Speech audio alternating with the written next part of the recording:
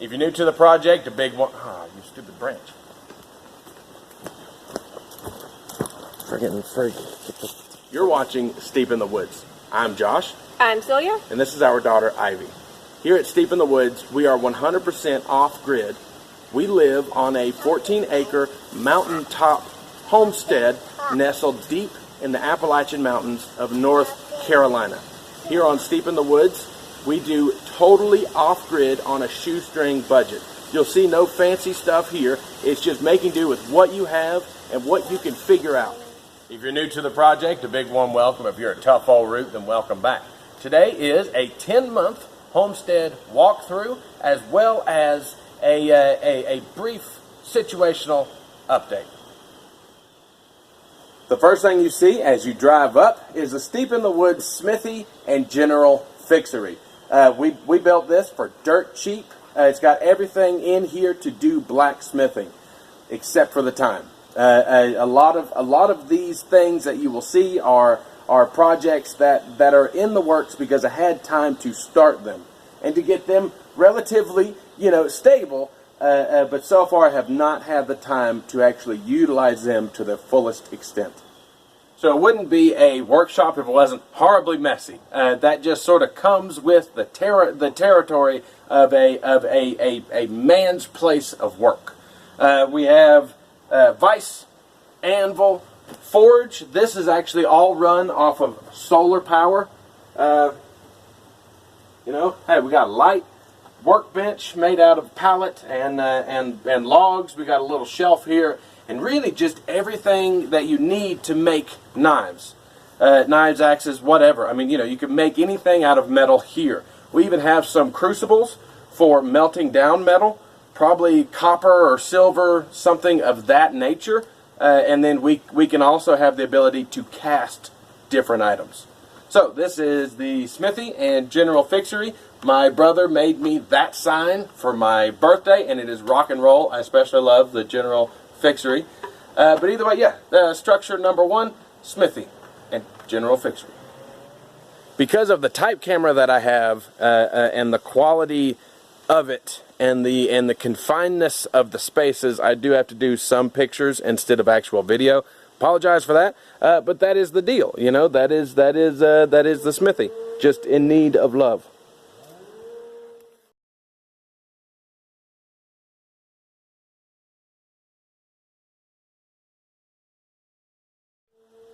This is the log frame, hand-hewn, timber-built, whatever. This is the wood shop. So the Smithy is all for metalworking. This is all for woodworking. Obviously, I've not been able to finish it. I just put up canvas on the walls, and it works well enough for now. However, it's mostly being used as like an art studio for the girls and just random storage. This will be used for the handles of the knives, making primitive bows, things of that nature will all be done inside of this workshop.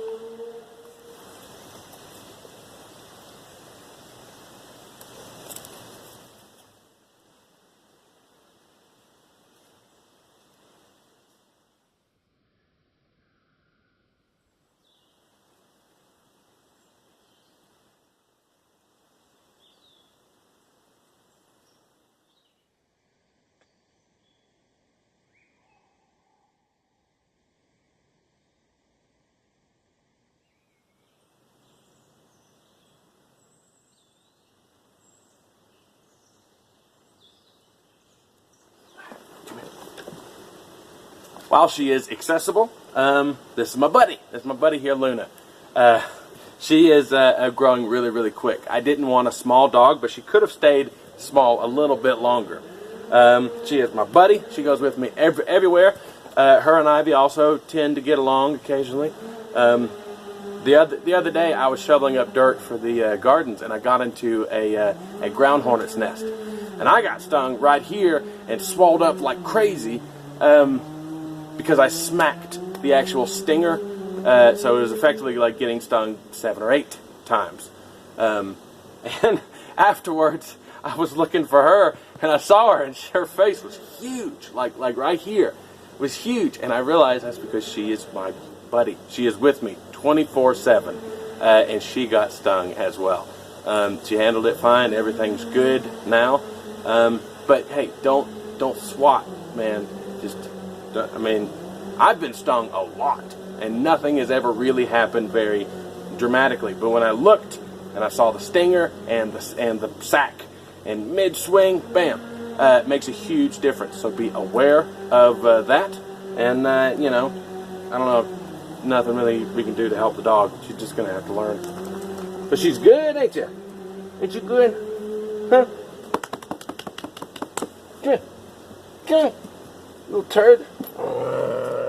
Continuing on, we're still rocking with the mountaintop, canopy here. It didn't do a very good job of keeping everything dry because it was so tall. I ended up shortening this, and right now it's just yet another storage area for all those things we don't want to get wet.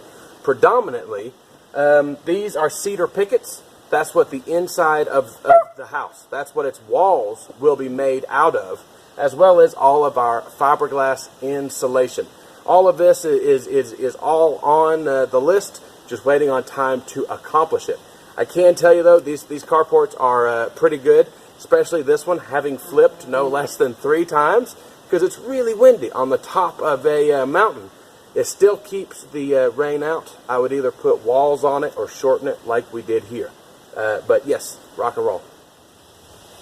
We also have this moon-shaped flower garden that we built for Celia. This is a Gardenia Bush, and on either side we have some strawberry plants, as well as, I believe, some stuff sprouting up in the middle.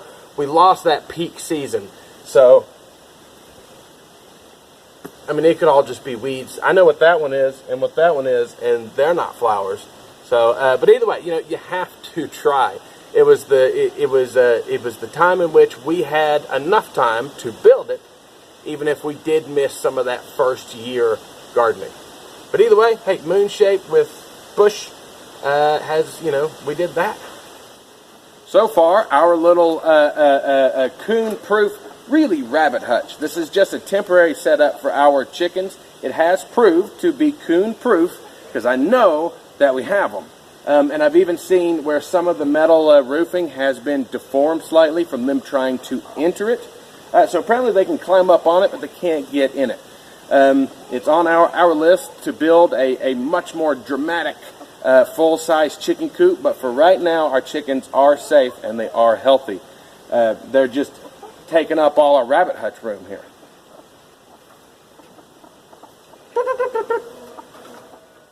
On our way up from the chickens to the bees, we have this. This base here was supposed to be the base of an outdoor shower. Obviously, if you've watched the videos, we went with a wood-fired tub instead of this. But more importantly, what's on top of it, this is the post for our wind turbine. This is just a poplar tree that I cut down, shaved all of the bark off of it. I charred the end that'll be inserted into the ground, and I've covered it in every type of preservative oil I can get my hands on. I think right now in this coffee can is a mixture of transmission fluid from the Jeep as well as power steering fluid from the Jeep. But every time that I think of it, I come up here and coat it. That's the best I can do until I get the time to actually set it up. However, it is on the list. And on, the upside, every time that I coat it, it'll last that much longer. So it's not a waste of time. We're not losing anything other than just the awesomeness of having a wind turbine and the added power it would provide. But yeah, turbine post, that took a while. From here, we hike uphill to the bees. The way that I did the electric fence right here was I basically did a foam pole system. What you do with your electric fence is you have a box that is powered, whether that be 12 volt or plugging into the regular power. It has two nuts on it. One is for grounding, which you attach to a big rod that's inserted into the actual ground, and the other one runs to your fence. So I figured, why not just use some landscape timbers and a little bit more of this electric fence wire and run us just a line. Obviously, it is possible for an adult to reach up and touch it. I just did. I guess it's off. That's good. But it's all a trade-off. It was cheap. It was easy. It was quick. It's relatively safe, at least for the children and for the animals. So rock and roll. That's how I span the distance to the bees. And obviously the honeybees. I'm sure there's people out there who are wishing, you know, enough with the bees, because I know those videos don't do very well. But they are really, really special to me. If I wake up and say it's rainy or I don't feel good or I'm sick and I can't progress, you know, I can't pull my family to a more profitable, sustainable point as far as getting projects done on that specific day, I can always look up here and see these guys working their little tails off to try to make the situation better. So they are awesome to me. I love them. Just really, really special. Really, really special. Obviously, we have 2 boxes now. I'm about to have to put on the final and 3rd box. From that point, we'll just have to buy more boxes. I did reach out to Hoover Hives, and they said that the YouTube channel was not significant enough to warrant sending out a couple boxes, which is fine. It doesn't affect, you know, it never hurts to ask. And I asked, I was told no. That's all I can do. Regardless, though, more boxes will be coming, and hopefully honey to sell. Now we get to the garden. Obviously, we made all of these raised beds. We made them out of old roofing. We filled them from dirt off of the property. Everything was basically free. And this is by far the most profitable area of the homestead. Our tomatoes are massive. Our beans are growing like crazy. Celia got some carrots last night and made food with them. So everything here is doing really, really well.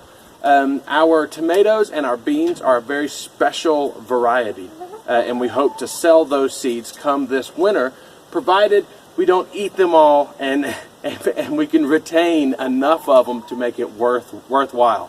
But the tomatoes are rock and roll. We've never had very good luck with your large regular tomato, your beefing tomato. We always have really, really good luck with cherry tomatoes, and it took a while, but I did finally find this middle ground cherry tomato that is large enough to make a sandwich with, but still has just the bulletproofness of the cherry tomato itself. And our beans are caveman beans. They're apparently dug up in a cave, carbon dated to be, you know, like 1,000 or more years old. So they are a very rare, I guess, tried and true bean. I just thought the caveman bean was really, really cool. So either way, those are awesome. We haven't got any tomatoes yet, but it's only a matter of time.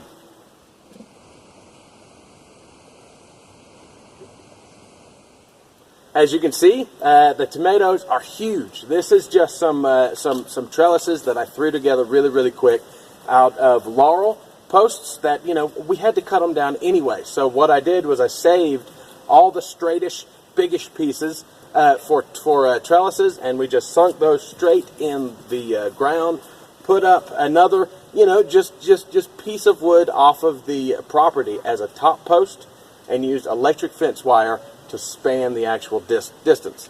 So far, it's worked out perfect. This thing is covered in tomatoes. They're just not red yet. But soon, man, really, really soon, we're going to be picking out on exceptionally rare variety of tomato. In this amount of time, we also developed our own spring. We found it using just general logic, looking for where water should be, looking for a divot and impression in the hillside that may have been created from an underground flow of water. Also broke out some dowsing rods, and man, that's magic. This is very, very cool. And we found water. And I think this spring really could be an analogy for just life itself. Whenever we found this spring and finally got it developed, we had just the smallest trickle of water. I was very concerned about the amount of water, but you know what? It flows every second of every day. And with our holding tanks here, and you know, just a means to capture it, it has more than provided for everything a 3, soon to be 4 family person family needs. And we water gardens with it. We wash clothes. We have our tub, and just that small amount, just a little bit of material, or in the analogy of it, a little bit of effort every second of every day can really just move mountains. So spring is rock and roll, even if it did cost me the use of the tip of one of my fingers. I would not change it. I will be planning on finishing in this sort of, well house here. But other than that, everything works and I have no complaints at all. In that same 10 months, we also built this. This is the outdoor wood-fired tub. It's not necessarily like a hot tub for relaxing, although we certainly use it as such. It's just your regular,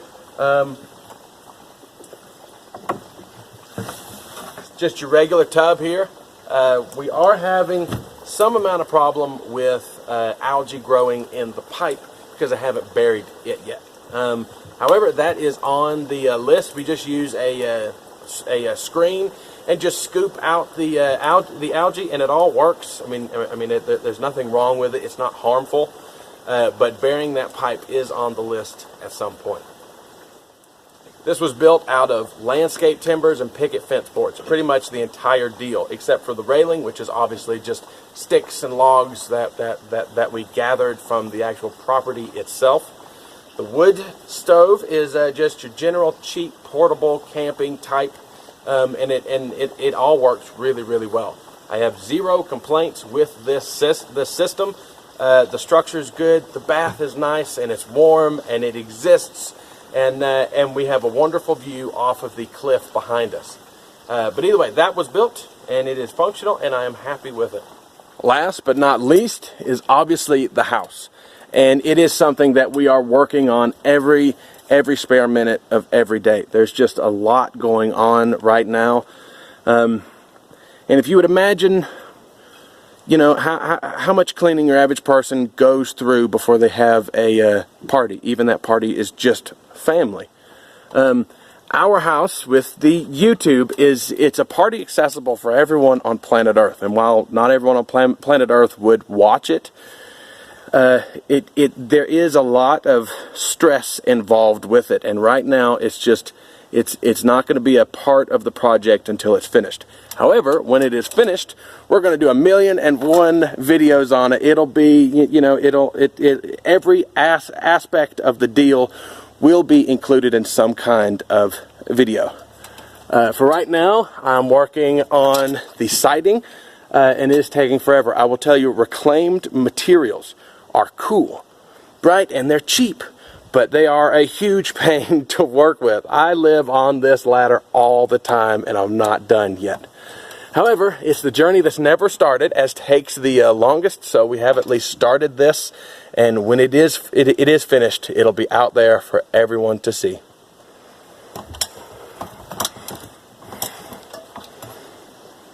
Siding, and really tall ladders. I think this is a 22-foot ladder, and it's almost at its very tallest point, and I'm not even up to the roof yet. I do know it's possible because obviously I sheathed it in plywood all by myself. I put on the roof all by myself. I know the ladder will reach. It's just stressful trying to do the whole deal. It is pretty high up though. I was afraid of heights when the thing started. Now, not so much.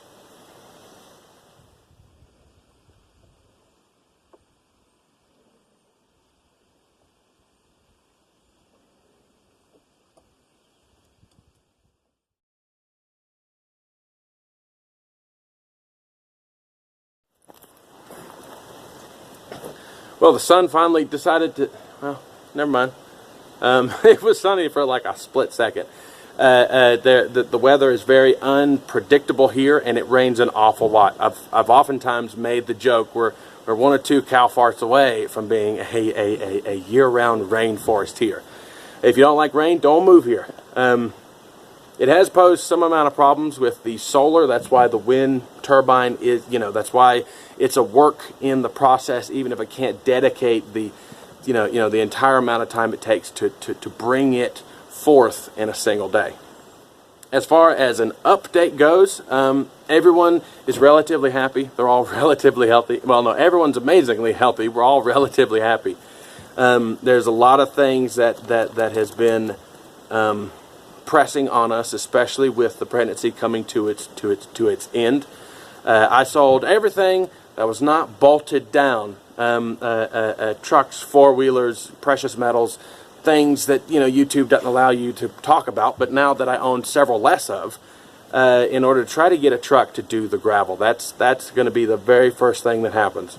Very first thing is labor and needing to get out of here. And with our weather being unpredictable, with there not being a very good method up or down, depending on weather, this Appalachian clay, when it's dry, is as good as a paved road. If it's not wet, we can get up and down without zero issues. We do need gravel though, and that's number one thing bothering me, because I should have been able to buy the correct truck with the amount of money that I had. I don't know if it's inflation or just market trends, but that is turning out to be less and less true. Also working on the house, just a lot of stressful, small sort of like flashes. We work on this for 20 minutes, and then to do something totally different. It's very hard to bring to turn that into a usable video and into a pleasant video, or one that even makes sense. Also, the drive that it takes to find internet of a quality to upload videos. It's just something that we can't really do right at this point. But it's got nothing to do with you. You are awesome. The project will go on. It's just right now in this middle area, I'm having difficulty with it. So anyway, thank you for hanging out. Thank you for watching. Obviously, if you like what you saw, hit that button. If you're new to the project, hit that other button. You want to help support the project, there are links below. Until next time, it's deep in the woods.